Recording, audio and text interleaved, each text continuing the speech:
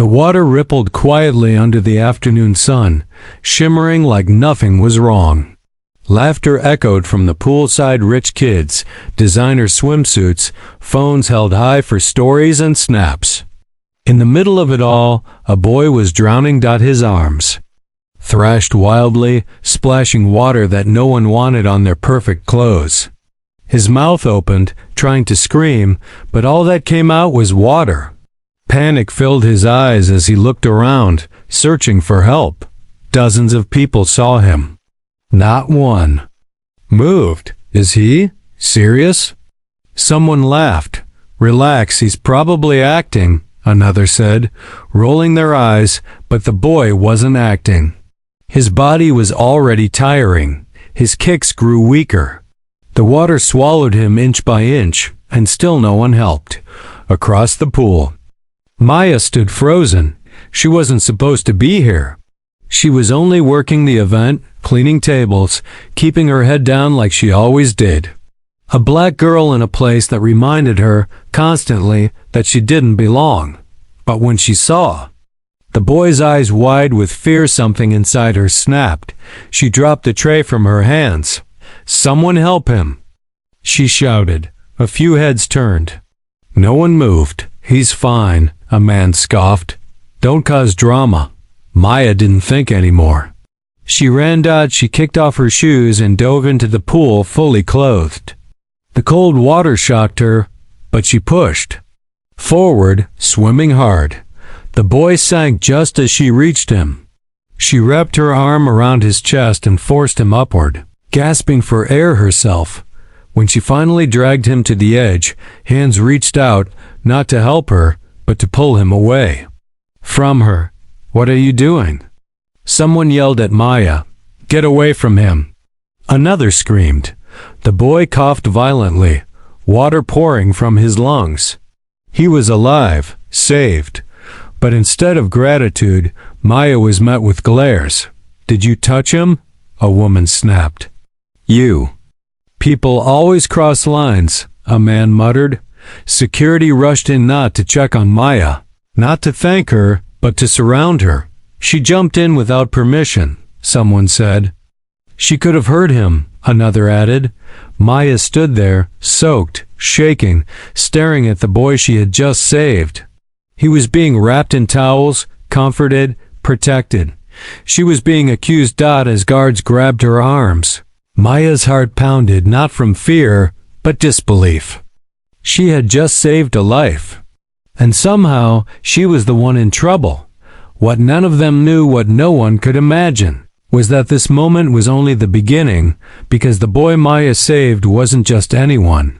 And the truth about who she really was about to shake everyone standing by that pool. They thought they'd silence her and move on, but one hidden truth was about to turn their perfect world upside down. Maya was still dripping wet when the guards marched her through the narrow service hallway. Water pooled behind her with every step, leaving a trail no one bothered to look at, just like the truth she was carrying. "Wait. She saved him," a young server whispered. "Doesn't matter," a guard replied coldly. "She wasn't authorized to enter the pool." Maya clenched her fists. Authorized. That word echoed louder than the boy's choking had done in the lobby. The boy sat wrapped in a thick white towel, surrounded by anxious adults. His mother sobbed, clutching him tightly, her manicured nails digging into his back. "My baby," she cried. "Where is she?" "The girl who touched him?" Maya was pushed forward. "There she is," someone said sharply. The mother looked up. Her eyes scanned Maya from head to toe, wet clothes, dark skin, tired eyes, and her expression hardened. "You grabbed my son without permission," she said. "Do you know how dangerous that is?" Maya opened her mouth. "He was drowning. No one." "Enough," the woman snapped. "You don't get to decide that." A man in a tailored suit stepped beside her. "We don't know what her intentions were." Maya felt her chest tighten. "My intention was to keep him alive." The boy coughed softly, his small hand tugging at his mother's sleeve. "Mom, She said quickly, cutting him off. Rest, the guards exchanged looks. She violated protocol, one said. We can file a report. Do it, the man replied. I don't want this swept under the rug. Maya's heart sank. A report. For saving a life. A manager approached, fake sympathy painted across his face. Maya, maybe you should apologize. That might calm things down. Apologize? She stared. At him? For what? For causing a scene, he whispered. You know how these situations look. Maya felt something crack inside her. She had watched that boy sink. She had felt his weight go limp in her arms. And now she was being told to apologize for acting human. I won't, she said quietly. The room went silent. The mother scoffed. Unbelievable. You people never know your place. The words hit harder than any slap. Maya lowered her eyes. Not in shame, but in control. Years of swallowing insults had taught her one thing. Patience didn't mean weakness. Take her name, the man said. If anything happens to my son later, I want her held responsible. Responsible. Not the lifeguard who was absent. Not the crowd who laughed. Her. As the guards led her away, Maya glanced back. The boy looked at her, eyes wide, confused but grateful. He tried to speak again, but his mother turned him away. Outside, the sun felt colder. Maya sat alone on a bench, wrapped in a borrowed towel, waiting. She didn't know what she was waiting for, an apology, maybe justice, but deep down she knew something else was coming, because somewhere inside that building, paperwork was being filed. And one name on that paper was about to trigger consequences. No one saw coming. They thought blaming her would end it, but a single signature would soon expose a truth they desperately wanted buried. The incident report was typed quickly, almost carelessly, as if it were just another routine complaint. Black ink on white paper, names, times, accusations, no mention of the laughter. No mention of the minutes the boy spent sinking. No mention of the crowd that chose comfort over conscience. Just one clear line. Subject: Maya Johnson. Unauthorized physical contact with a minor. The manager skimmed it, nodded once, and signed. That signature changed everything. By evening, Maya was called into a small office behind the kitchen. The smell of bleach and old coffee hung in the air. The manager didn't ask her to sit. We're placing you on temporary suspension, he said flatly. For saving a child? Maya asked. He sighed, rubbing his temples. For violating protocol. The family is influential. Maya almost laughed. Influential. That word again. So if I hadn't jumped in, she said slowly, and he drowned, would that have been protocol? The manager didn't answer. He slid the paper across the desk. Sign this. Maya looked down. The words blurred for a moment, not because she couldn't read, but because she couldn't believe them. The report described her as reckless, aggressive, a potential threat. She pushed it back. I'm not signing a lie. The manager's jaw tightened. Then we escalate. Outside the office, 2 uniformed officers waited. Maya felt her stomach drop. They were polite at first. Too polite. Asking questions they already seemed to have answers for. Why did you touch the child? Did you panic? Have you had training? Each question carried an assumption. Guilt dressed as procedure. Maya answered calmly. She described the water filling the boy's mouth, his arms slowing, his eyes begging. One officer scribbled notes. The other barely looked at her. Do you understand? The second officer said, that situations like this can be misinterpreted? Maya met his eyes, only when people want them to be. There was a pause. Later that night, Maya returned to her small apartment. Exhaustion weighed heavy on her shoulders, but sleep wouldn't come. Her phone buzzed nonstop, missed calls, unknown numbers, messages she didn't want to open. Then one message stopped. Her breath. Is this you? Attached was a blurry video. She watched herself on the screen jumping into the pool, pulling the boy out. But the clip was cut, edited. The laughter before was gone. The boy sinking wasn't shown. Only the moment where she grabbed him. Frozen's zoomed in, replayed. The caption read, "Employee crosses the line at private event." The comments were, "Worse. She should have stayed out of it. Why didn't security handle it? Always drama. Maya dropped the phone onto the couch. They were rewriting the story. And the world was believing it. Across town, in a quiet office filled with glass walls and old awards, a man reviewed the same report. His eyes narrowed as he read the name, Maya Johnson. He leaned back slowly, a strange expression crossing his face. "Find the full footage," he said, because unlike everyone else, he recognized that name. While the world turned against her, one powerful figure had just seen the lie, and what he did next would flip the entire case upside down. The security room was dim, lit only by flickering monitors and the soft hum of machines that had seen too much and said nothing.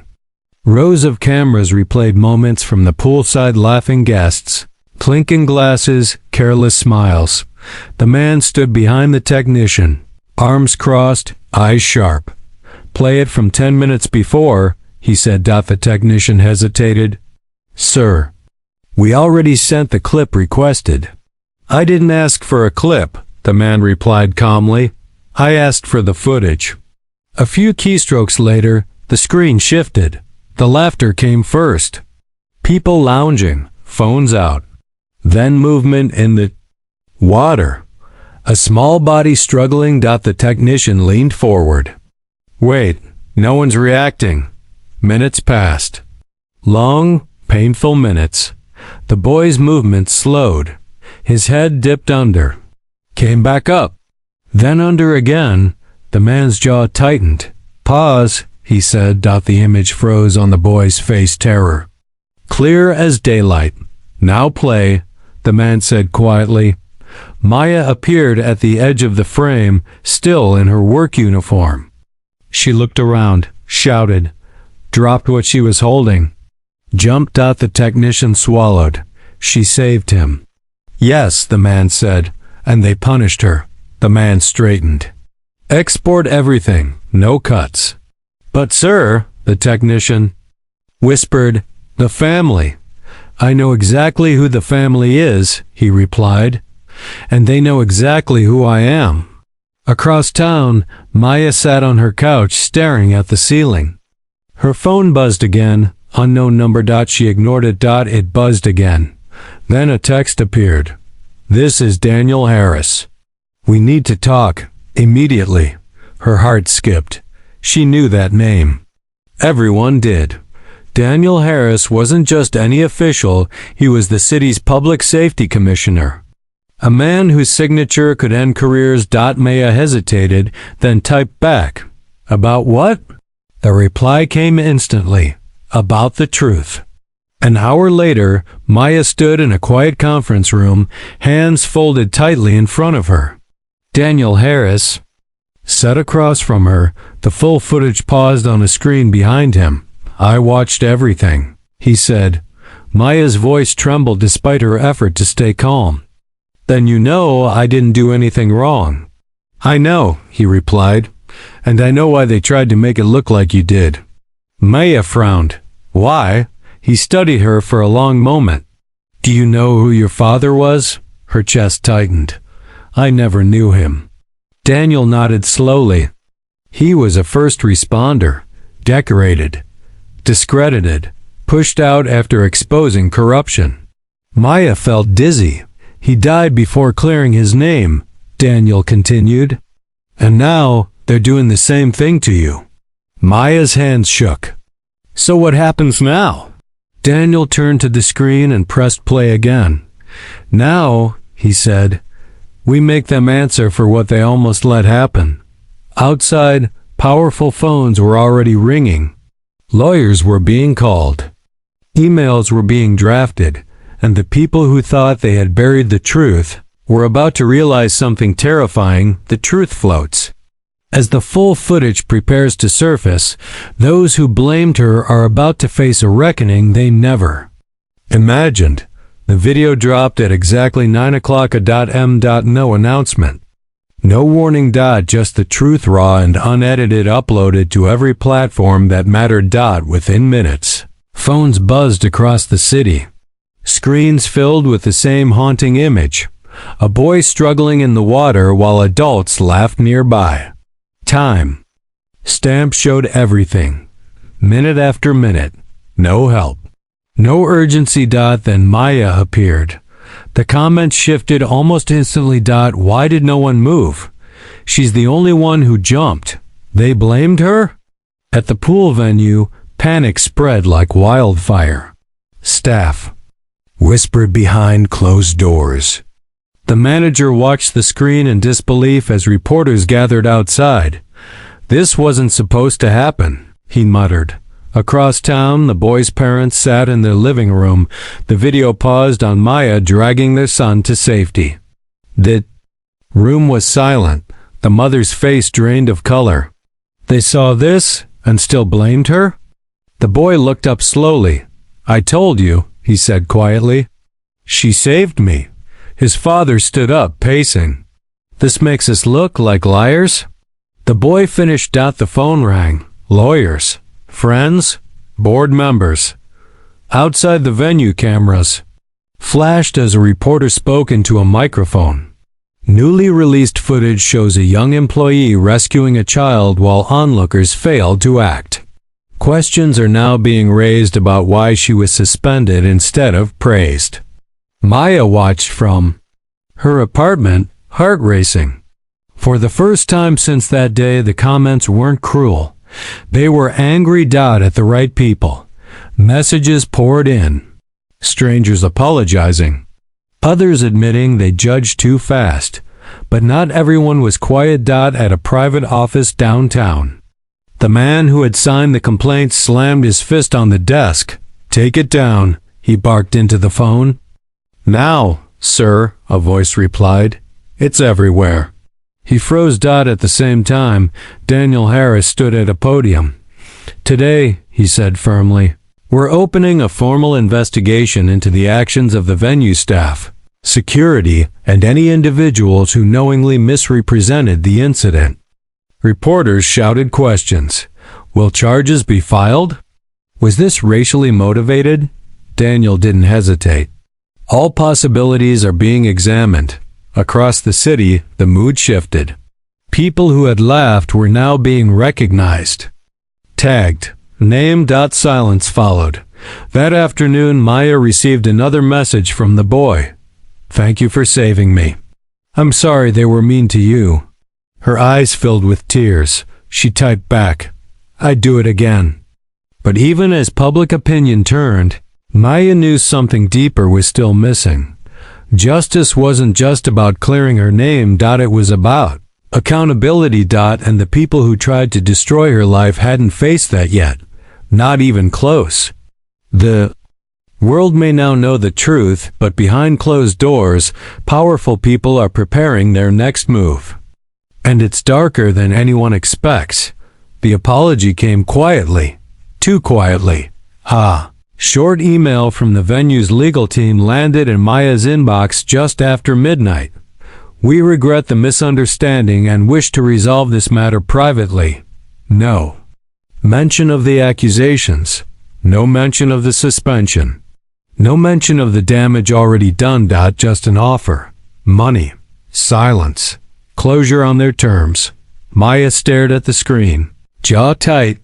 She forwarded the email to Daniel Harris without replying. His response came minutes later. This is expected. Don't answer.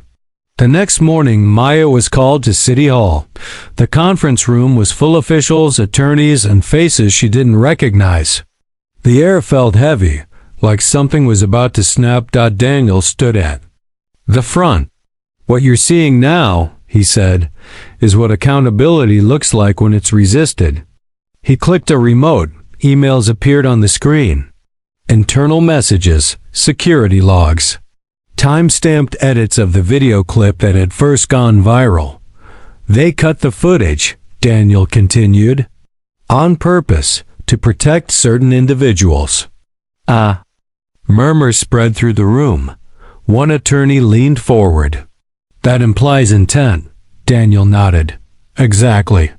Across the table, a representative from the venue shifted uncomfortably. We cooperated once the full facts. You cooperated when you were exposed, Daniel corrected. There's a difference. Maya sat quietly, listening, watching. She noticed something else too, how some people wouldn't meet her eyes.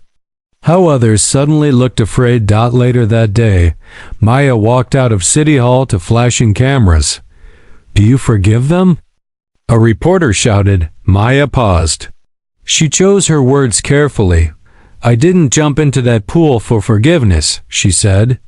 I jumped in because someone needed help. Her calm response made headlines, but behind the scenes, pressure was building. Family who filed the original complaint hired a high-powered firm. Calls were made. Favors requested. Stories planted. One headline tried to shift blame again. Was the rescue too risky? Daniel read it and shook his head. They're trying to muddy the water. That evening, Maya received another message, this time from a blocked number. Walk away while you still can. Her hands trembled. Not from fear, from anger, she showed. The message to Daniel. He exhaled slowly. They're scared. Of what? Maya asked. Daniel looked at her seriously. Of what happens when this goes public in court. Maya swallowed. Court meant reliving everything. Being questioned. Being doubted again. But it also meant something else. Truth. On record. Daniel leaned closer. I won't pressure you. But if we proceed, this becomes bigger than all of us. Maya thought of the boy's face underwater, of the laughter, of the report that tried to turn her into a villain. I'm not walking away, she said firmly. Daniel nodded. Then neither. Am I? Outside, thunder rolled in the distance. A storm was coming. As threats intensify in court looms, Maya is about to face the most dangerous test, yet one where truth alone may not be enough. The courtroom was packed before the judge even entered. Reporters filled the back rows. Observers whispered behind raised hands. Everyone wanted to see the girl who jumped into the pool and the people who tried to drown her truth. Maya sat at the witness table, spine straight, hands folded. She wore a simple navy blazer, no jewelry. No distractions. Just resolve.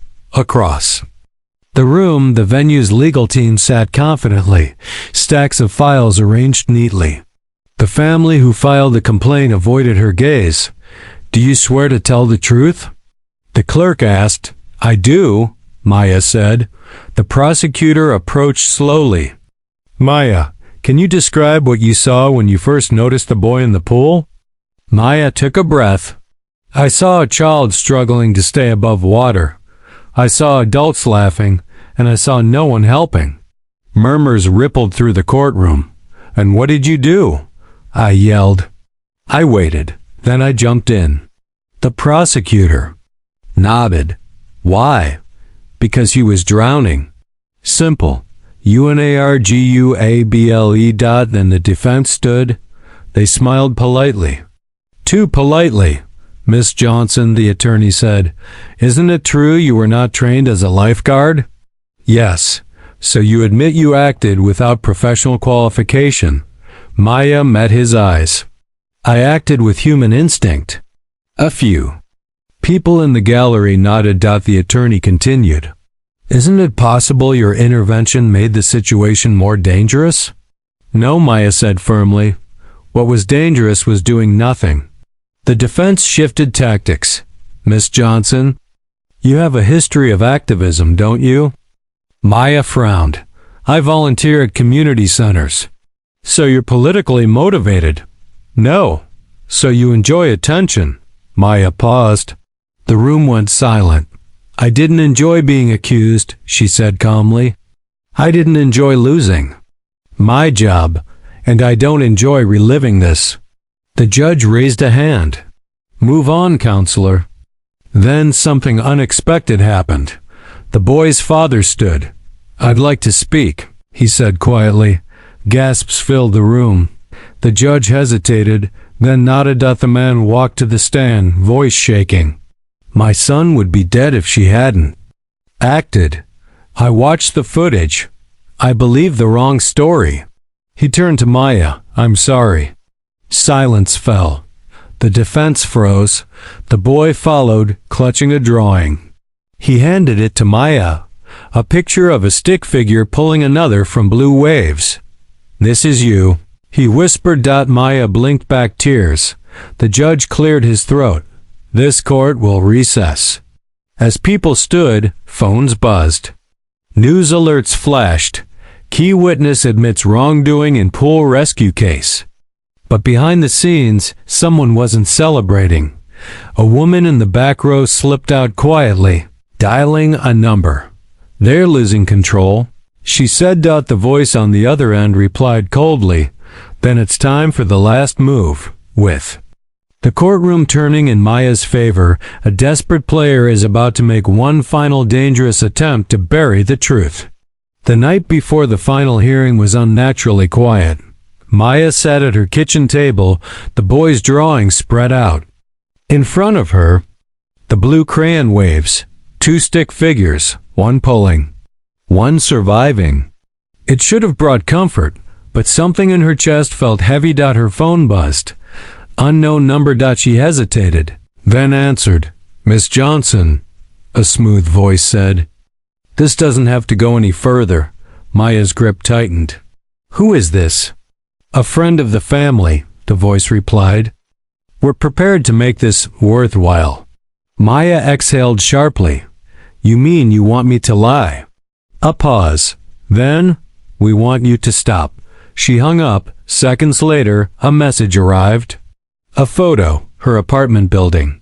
Taken from across the street. Fear crept in, but only for a moment. Maya forwarded everything to Daniel Harris. His reply came fast. Do not leave your place. We're moving now. By morning, the courthouse steps were flooded with cameras. The case had exploded. Nationwide. What was once a misunderstanding was now being called what it always was, an attempt to silence the truth. Inside, tension crackled. The defense requested an emergency motion. New evidence. The attorney announced. A video played. It showed Maya at the pool, slowed down, with a red circle around her hands. A voiceover questioned her technique, her timing, her judgment. Whispers filled the room. Daniel stood immediately. Your Honor, this footage is manipulated. Metadata proves. It was altered last night. The judge's expression darkened. Is that true? The defense hesitated. That was enough. Submit the original file. The judge ordered. They couldn't. The truth collapsed in real time. The courtroom erupted. Reporters typed furiously. The defense's confidence drained from their faces. Then, Daniel did something unexpected. He called the final witness, a former security employee. I was told to delete footage, the man said under oath. I was told to cut the clip to make her look aggressive. By who? The judge asked. The man swallowed. By the venue's legal liaison. On orders from the family. Gasps echoed. Maya sat frozen, heart pounding, not in fear, but disbelief. They really had tried everything. The judge leaned forward. This court finds evidence of obstruction, intimidation, and deliberate misrepresentation. The gavel slammed. Court is adjourned. Pending criminal review. Outside, microphones crowded Maya. What do you feel right now? Someone asked. Maya looked straight into the camera. I feel relieved, she said. Because the truth doesn't need protecting, people do. Behind her, Sirens wailed softly as investigators entered the building, but one question remained unanswered. What would justice actually look like? With lies exposed and power structures crumbling, the final chapter will decide whether truth truly wins, or if consequences finally catch up. The courtroom was silent in a way Maya had never experienced before. No whispers, no phones, no shifting feet. Everyone was standing. The judge adjusted his glasses, eyes moving slowly across the room. The people who once looked untouchable now stared straight ahead, hands folded tightly, faces pale. This court has reviewed the evidence, the judge began, voice firm, including full surveillance footage, verified metadata, and sworn testimony. Maya felt her heart hammer. We find that Maya Johnson acted with reasonable judgment and extraordinary courage. A wave of emotion surged through her chest, but she stayed still. The judge continued. This court further finds that false reports were knowingly filed, evidence was altered, and intimidation was attempted. The room stirred. Therefore, he said, all civil claims against Ms. Johnson are dismissed with prejudice. A breath Maya didn't realize she was holding finally escaped, but the judge wasn't finished. This matter is hereby referred for criminal prosecution against the individuals responsible for obstruction of justice. Gasps echoed. The boy's mother lowered her head, tears falling silently. The father closed his eyes, shame written across his face. Outside, the city reacted instantly. Headlines lit up screens. Hero rescuer cleared, officials face charges. Truth wins in pool rescue case. Maya stepped out into sunlight. She hadn't felt in weeks. Applause broke out spontaneously. Strangers clapped, some cried. Others simply nodded in respect. Daniel Harris stood beside her. You changed more than your case, he said quietly. Maya shook her head. I just told the truth. He smiled. That's what changes things. Later that afternoon, Maya returned to the pool. It was closed, quiet, empty. She stood at the edge where it all began. The water was still, no laughter, no music. The boy approached with his parents. He smiled shyly and handed her another drawing, this one showing many people standing near the pool. This time, he said, they're all watching. Maya knelt to his level. That's how it should be. As they walked away, a reporter shouted one last question. What do you want people to remember from this? Maya paused. That silence is a choice, she said. And so is courage. Behind the scenes, arrests were being processed. Careers were ending. Policies were being rewritten. But something even bigger had shifted. People were paying attention. Kanda didn't look away. Justice has been served, but Maya's journey isn't over yet. The final chapter reveals how one act of courage sparked a movement no one could stop. Weeks passed, but the city never quite went back to the way it was before. New policies were announced quietly. At first, mandatory lifeguard staffing, emergency training for all venue employees, stricter rules around incident reporting. Then came the public statements, the resignations, the charges. Names that once carried weight now carried consequences. Maya watched it all from a distance. She had returned to work. Not at the same place, but somewhere better. A community center near the river where kids laughed freely and no one questioned whether help was authorized. Every afternoon, she taught basic water safety. Not because she had to, but because she wanted to. One evening, Daniel Harris stopped by. He leaned against the doorway, watching Maya explain floating techniques to a group of kids. You ever think about how different this could have ended? He asked quietly. Maya nodded. Every day, Daniel handed her a folder. Inside was a letter, official, stamped, final. It cleared her record completely. Commended her actions. Recommended her for a city award. They want to honor you, Daniel said. Maya smiled softly. I didn't do it for that." "I know," he replied. "That's why it matters." The award ceremony was small, held in a modest hall. Maya stood at the podium, looking out at faces from every background. Some she recognized from the courtroom. Others she didn't. When she spoke, her voice was steady. "I was taught that doing the right thing doesn't always come with applause," she said. "Sometimes it comes with consequences. But if I had to choose again, I'd still jump." The room rose to its feet. Afterward, the boy ran up to her, grinning. He had learned how to swim now, really swim. His parents stood behind him, different somehow, quieter, humbled. "Look," he said, showing her a ribbon. Maya laughed. "You're the hero now." He shook his head seriously. "You taught us." That night, Maya walked home alone, the city lights reflecting off puddles from a recent rain.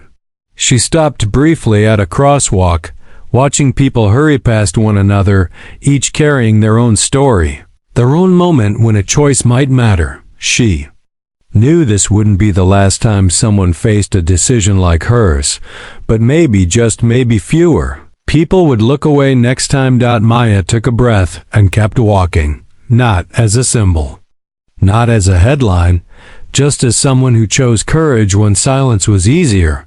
And somewhere, far beyond that quiet street, the ripple from one brave act continued to spread, touching lives she would never meet, changing outcomes she would never see.